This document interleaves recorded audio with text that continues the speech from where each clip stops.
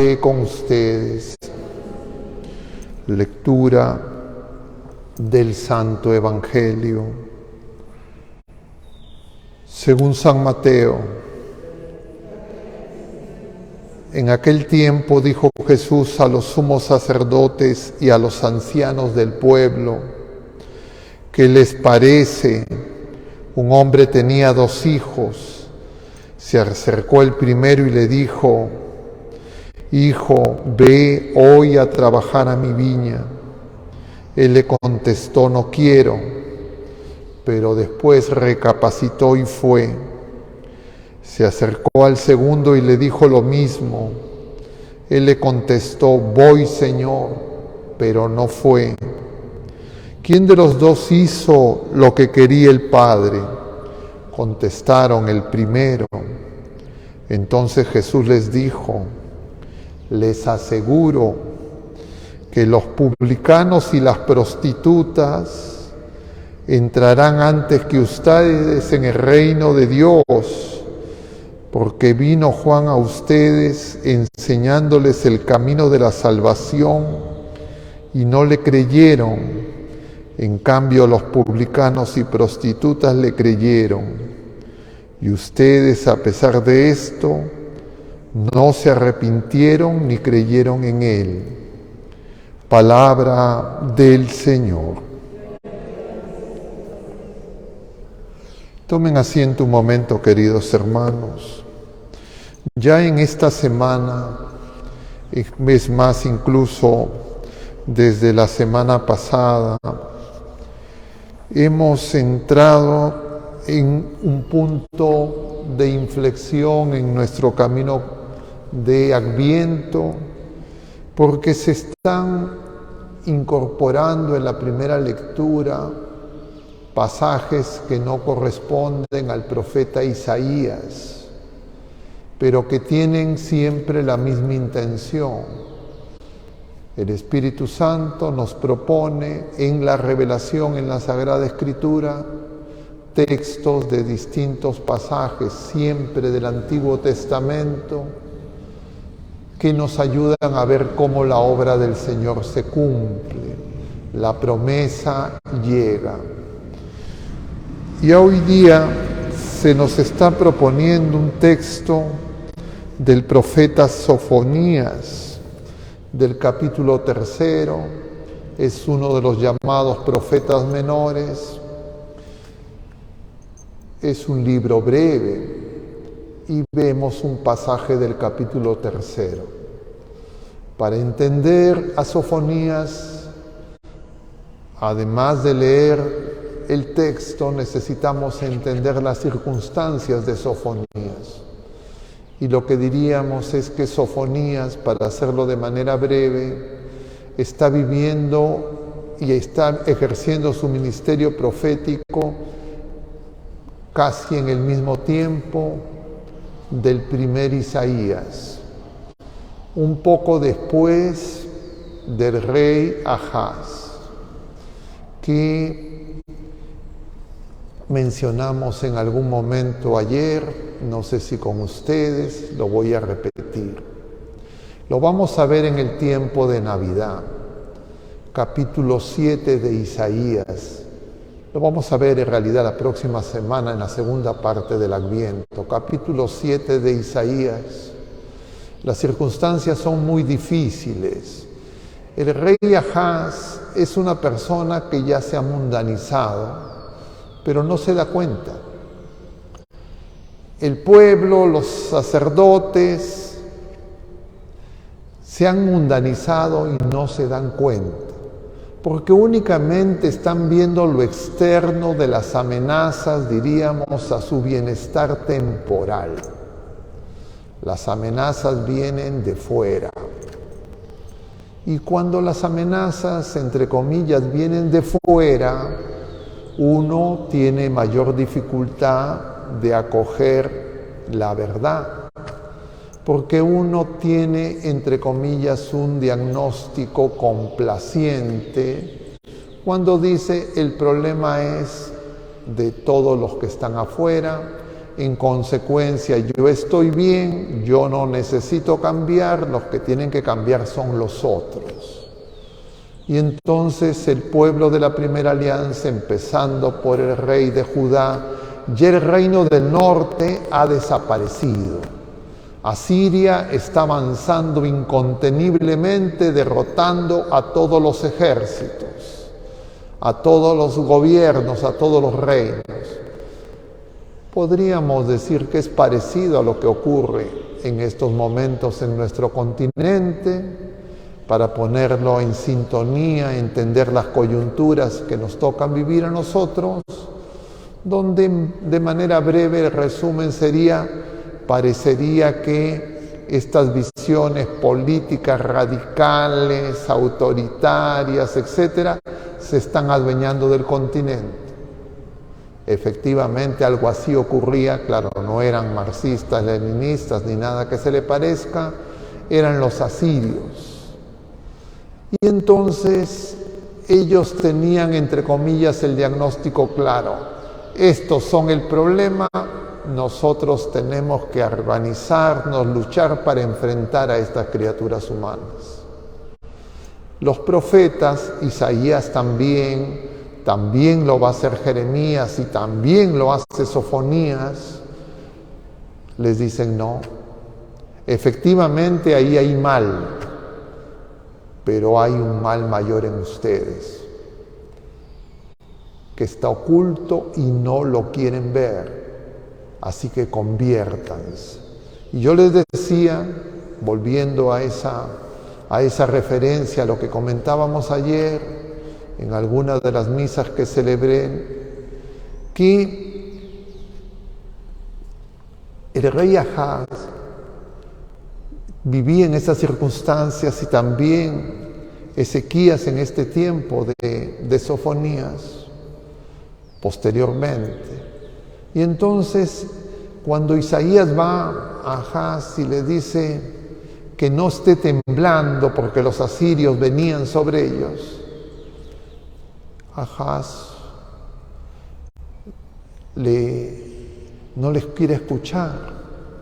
Y Isaías le dice: pide un signo. Dice: no se lo voy a pedir, no quiero tentar a Dios. Pero ese mismo personaje había ofrecido en sacrificio a su hijo, matándolo en las torres, en las murallas de Jerusalén, siguiendo los consejos paganos. Y entonces buscaba su seguridad en cosas que no eran del Señor. Y cuando Isaías le va a decir, le dice: no quiero tentar a Dios. De una manera, con una hipocresía supina, muy grande. Y eso nos puede pasar a nosotros también.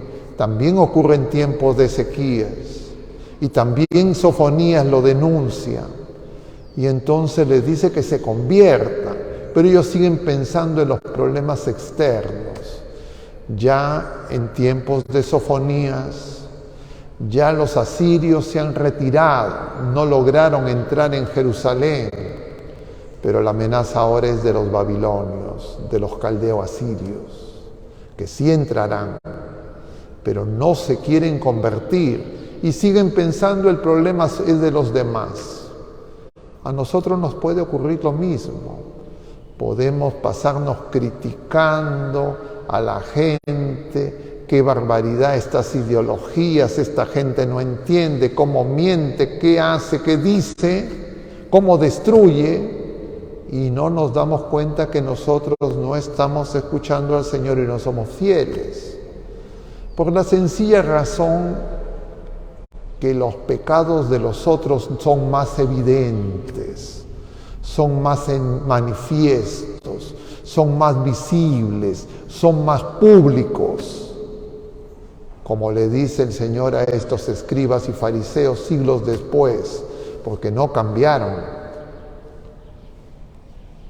Las prostitutas y los publicanos les van a preceder en el reino de los cielos. Porque esas personas con pecados muy públicos, valga la redundancia, la paradoja, la contradicción, es más fácil que se arrepienta que aquel que se cree bueno, que aquel que se cree cumplidor, que aquel que señala los pecados de los otros y no quiere ver su corazón. Porque ese se disfraza de bueno. Y entonces eso pasó en tiempos del pueblo de la primera alianza y en tiempos de Jesús. Esas personas, esos buenos que creían que estaban bien, ya habían hecho arreglos políticos, etcétera, crucifican al Señor. Y eso es no algo del pasado, es algo que ocurre en todas las criaturas humanas de todos los tiempos y en nosotros y en nuestra época también. Por eso esos discursos encendidos de denuncia del mal, pero que no llaman a la conversión personal, no de los otros, sino de cada uno de nosotros, porque todo mal es consecuencia del pecado, y del pecado, entre comillas, de los que se disfrazan de justos. Y entonces es común en las familias, en los matrimonios, en la iglesia, que se tratan, pero terriblemente lo escondido. Culpan, es común. La mujer culpa al varón, el varón culpa a la mujer, entre ellos hay una batalla campal, ninguno quiere ceder. También en la iglesia. Pero hacia afuera se habla de los otros, que son peores, más públicos. Y si es que nosotros hacemos eso, no sabremos reconocer al Señor. No nos convertiremos. Y entonces buscaremos sedantes, somníferos, ansiolíticos. Y entonces diremos, ahora, ¿qué voy a hacer? A ver, una novena más, un rosario más, otra consagración más. Y todos sonreirán y dirán, ah, qué felices, qué buenos que somos nosotros, qué malos que son los demás, nosotros somos dueños de Dios. Y no han entendido nada. Por eso nosotros tenemos que pedir la gracia de la conversión. Nosotros tenemos que pedirle al Señor que no escondamos nuestros pecados y a veces el escándalo de los pecados de los demás nos sirven de escondite para nosotros creer que no necesitamos conversión porque nuestro problema es más leve, nuestro problema es menos crítico. Y entonces estas palabras del Señor son muy válidas, muy presentes, muy actuales para toda criatura humana. Que yo le digo al Señor, sí voy a hacer tu voluntad, y no la hago. Al otro que dice, no la voy a hacer, y después la hace. Entonces nosotros podemos ya pasarnos la vida diciendo, sí, sí, sí, públicamente me comprometo, sí, sí, sí. Pero en la vida, en lo secreto, donde ve el Señor en nuestro corazón, es un nido de víboras. Por eso, queridos hermanos, el Señor quiere curarnos de esas cegueras.